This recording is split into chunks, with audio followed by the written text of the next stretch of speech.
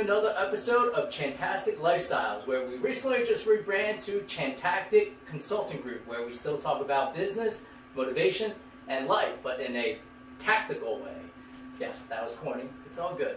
But I'm actually very happy. I have one of my clients, Tammy Scavelli. She's awesome, very smart, one of my best clients, and absolutely beautiful. She's the owner of The Cleaning Ladies, and today, just like the previous episodes, we're going to talk about the past, the present, and the future. So, without further ado, let's talk about the past.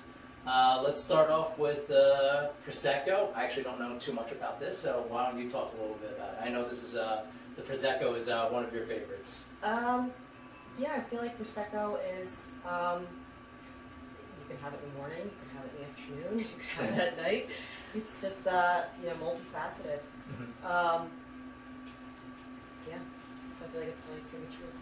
And I think you were telling me that how Prosecco is it's pretty much like champagne. But So it's not champagne, yes, but it's the ones that aren't made in that specific region of France are not allowed to be called champagne. So it's Prosecco. That's awesome. Yeah. That's awesome. Well, cheers. Thank you for joining us today. No problem. Thank you for having me. Oh, anytime. It's pretty good though. It is. It's pretty good. Mm-hmm. Nice and refreshing. Mm-hmm. Yeah, 6 mojo in it. And What's it's it? breakfast. Stick some OJ in it? Yeah, for a mimosa. That's how you make Mimosa? mimosas. Mm-hmm. I didn't know that. I actually never really had champagne or mimosa. Really? Yeah. I actually got a bottle of Moet from my in-laws before, but I don't know anything about it. Apparently it's like supposedly an expensive bottle, so I've been saving it for like a bigger deal to close or something like that. Yeah. I don't know, you ever heard about it? Or? Yeah, of course. I don't know. I literally never heard anything about it. I'll probably get crucified on here, but you know. No, and they have different, they have like extra dry and they have sweet. It's the whole, I just know the there's a label was whole line pink. on it. It could be like a rosé champagne. Okay. Prosecco. Cool. So, why don't you tell our audience a little bit about your past? Personally and with the business. Okay. So, my mom started the Cleaning Ladies back in 1996. Mm-hmm. It was just her and my aunt.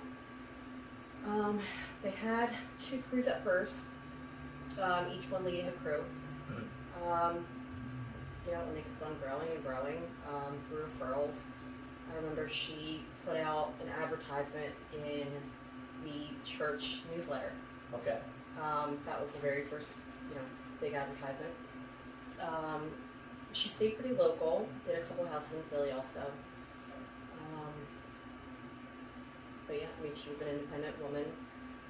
She was able to buy her own house, pay it off from the Cleaning Ladies. That's and awesome. Then, yeah. And then I took over in 2012 after she passed. I was actually in the middle of nursing school when it all happened. And so I ended up dropping out and essentially just taking over the business.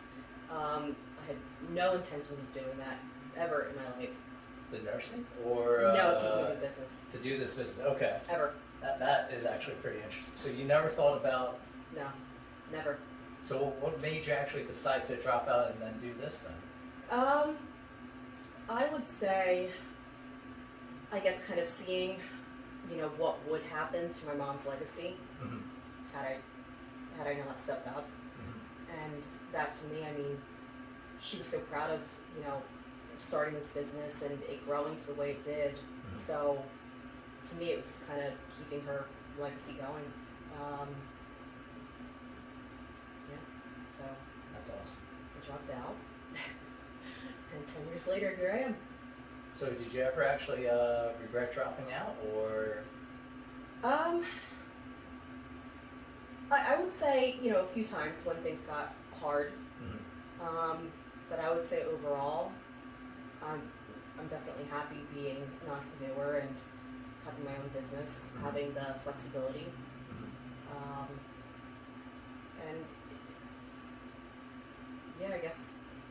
having like a set limit. You know, it's all completely limitless. So I don't know what's gonna be in store, but that's the beauty of it. That is. That's really the biggest piece. Yeah. And think of like it, you know, if you didn't drop out, you know, there's your life would be completely different. It's crazy how like we don't really think about it on a daily basis, but there's things where like literally you make one decision and it can completely change your life. Yeah. It's crazy. There's there's a show with agents, Marvel, Shield's agents of Marvel's Agents of Shield. And I don't know if you ever watched that. I'm a geek. I love like comic book stuff. The kids have, but I never have. Yeah. There was an episode where it was saying, you know, like one sentence can change, you know, your life. And it's like one sentence, you're crazy. It's like, no, yeah, one sentence can change your life. It's like, you know, I do, I love you, you know, we're positive, you know. Obviously that can be taken different ways, you know, but more like saying, you know, with, you know, having a kid, and that, you know, something could be as simple as one sentence can completely change your life, and your one decision is change your life completely. Absolutely. And the thing is, you saved a lot of people's jobs, and you're continually providing a lot of people's jobs. So, kudos. Yeah. So continue. I'm sorry, I didn't mean to hijack it. I mean, I guess that's it for, you know, the starting of it. We started out, you know, working out of my mom's garage. And then when we moved, you know, it's like just in the home office in Woodbury Heights. And then when we moved again to Mount Royal, we decided to get an office and, you know, our own commercial garage space. And here we are. That's awesome. Yeah. So what was going through your mind when you were deciding, okay, we're going to move out of the garage and to an office space and then having your own garage? What was going through my mind? Well, it was the beginning of the pandemic, so I was excited to get out of my house. Okay. You know, I've been used to working from home for forever. You know, with the kids being 15 months apart, I had a newborn and a toddler at the same time, so it was just easier. You know, with my husband having to go out for work pre-pandemic, you know, I had to stay home, and it just made sense. But now that they're both in school, I was able to, you know, actually leave and come here. So it's been a nice change. Nice change. So you're not stuck at home the entire time. Yes. Now, I made my own little home away from home. oh, that's good. You have a really homey office space here. Thank you. And so, were you scared at all about the finances, or were you more like, okay, this is something we have to do, or was it like a mixture? In the beginning, or once I moved here? Well, in the beginning of actually deciding to move here. Oh, I mean, yeah, this was definitely it was definitely a jump from what I was paying before. During the move, we had gotten a storage unit, and we were using their parking lot to, you know, have the cars, and I worked from home. But then every single month, you know, it would go up. It was a month-to-month contract. It wasn't yearly or anything. So once I came here, and it was a 2-year lease. It was a little bit more, but you know, it just made sense. I have a lot more space. I have, you know, the garage and my office in one spot. It's still not a bad commute because I've always worked from home, so that was like my number one thing. Just I don't want to commute. Okay. This is 5 minutes from my house, Nice. so it worked. That's amazing. I know. Yeah, I used to have like a 45 minutes to an hour commute, so yeah, 5 minutes is awesome. Yeah. So would you ever go back? Back to working from home? No, back to just like where you're having just the garage. No. You can't ever imagine, like, you know. No, I can't even believe that I did that. It was a garage, so I had the only key. So I had to, fill up the cards and get everything ready. And here, with it being a remote, I was able to hire somebody to do all that. Mhm. So it just made everything a lot easier. So you started delegating a lot more too. Yes. That's awesome. Yeah. That's awesome. So last year, obviously, all the businesses out there was going through some issues. So why don't you tell us a little bit about, your experience with the pandemic, what happened, and then, what are some challenges, what are some positives, so then the audience out there can also kind of I think combination of learn and also know they weren't alone as well. Yeah, so I vividly remember at home, I guess it was February, maybe January, but I was going through my numbers and I had plotted out how business had grown. It's like, oh my God, this is going to be the best year yet. We're going to do it. And, it was projected to be a really great year. March was supposed to be a really great month. And I was really excited about it. And then next thing I knew, COVID hit. And we were averaging about 120 houses a week. I remember the first week that, everything shut down, we were down to 8. Wow. And I just panicked. So it went from 120 down to 8. Down to 8. So, I was seeing my mom's legacy just completely crumble. I didn't know what to do, and I didn't feel comfortable sending the crews to people's houses just because there were so many unknowns. We didn't know anything. So I just didn't feel comfortable from a liability business owner and standpoint.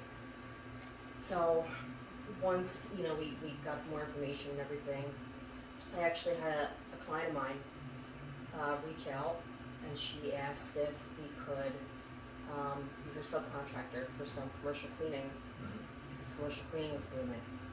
We were mostly residential, so at that point we really weren't doing any of these things.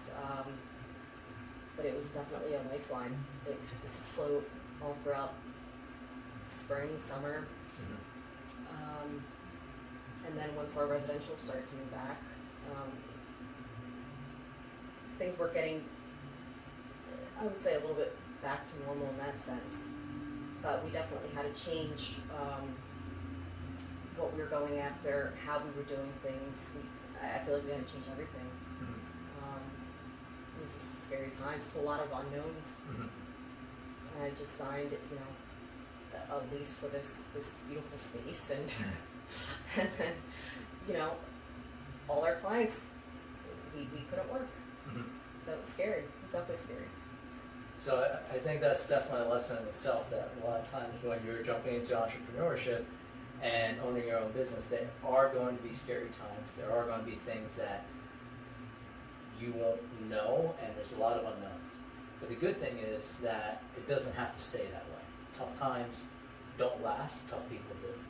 So with that being said, why don't you tell us some of the changes that you've made on top of what we just told us, some of the things that you've done to improve yourself as well, and where it leads to the present time. So, like I said, with the pandemic, we had lost a lot of residential, and then after we were done, with the subcontractor, we needed to figure out how to stay afloat. And so we went after a lot more commercial contracts. That definitely helped until the residential came back again. But we definitely had to change our approach to everything with our overhead rising, the product costs. It was just unreal how much they went up. So our minimum had to change, and I had to hire a business coach, to kind of find out what my bottom line was, because I didn't want to be one of those businesses that went under. So with hiring a business coach and a bookkeeper to really go through all my numbers, just to just so that we could just stay afloat during this time. And those were one of the changes that we had to make. We really didn't have a choice. We also had to go after different types of jobs. Like I said before, we were mostly residential, and then we were going through some commercial stuff.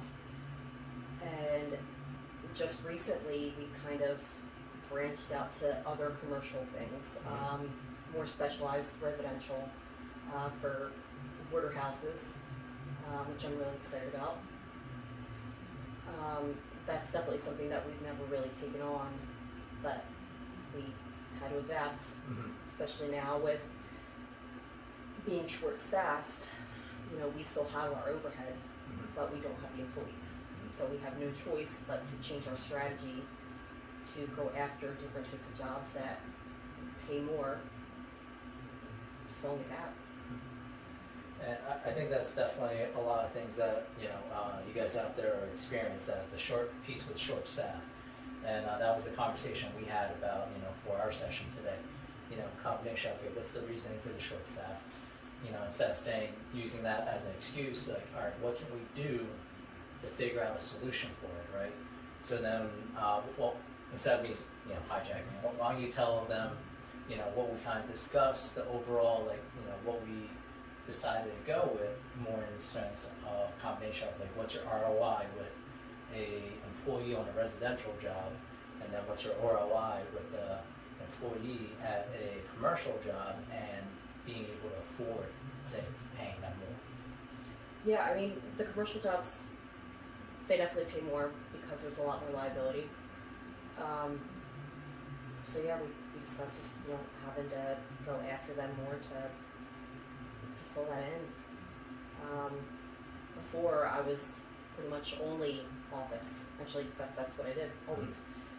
And so with this change, it kind of forced me to be out to learn everything brand new, so that I could train people to do it, to actually be comfortable enough to go after these jobs. So we're doing it. That's awesome. And the biggest part is, change isn't bad, right? Change is actually good. Yeah, I mean the pandemic, obviously, it took everybody by surprise. But I can honestly say, without it happening, I would have never changed anything. It was, I don't think I realized how stagnant it was, or I was, until I was forced to make all these changes. So, and they've been good changes. They've forced us to grow and me to actually be out in the field and experience all of it, change our products, change how we do things, because I can actually see it, firsthand, what works, what doesn't work. Yeah, it's been a challenge, but it needed to happen. That's good. And I'm glad you're seeing it that way, because a lot of times, I hear a lot of people say, all right, this isn't my fault, that, there's nothing I could have done, or, it's like a lot of non-responsibility.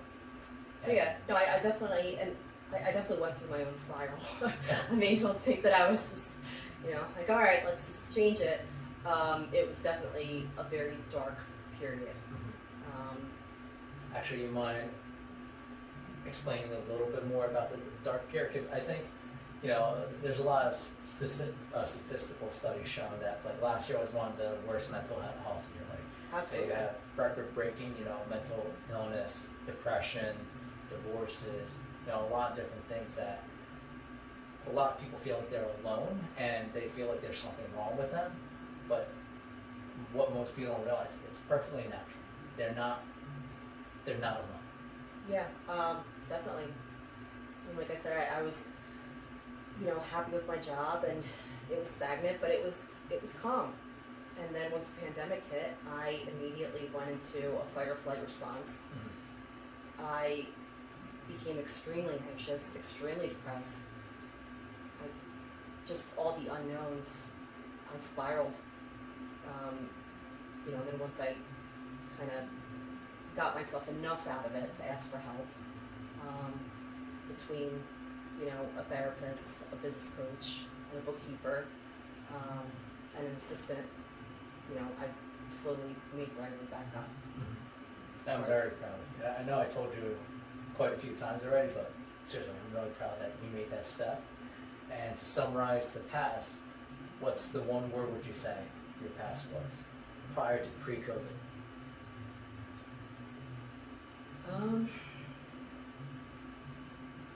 I can really stagnant. Stagnant. That's really the only thing that, yeah, I'm getting in my head. And I don't mean that in a bad way, in a negative way. It was just there. There wasn't a drive like there is now, and you know, with all these changes, it was forced drive. It was fight or flight. It was either change or go out of business. And so I was forced to do something. And you did. That's awesome. Yeah. That's awesome. Well, there you guys have it. That's the past.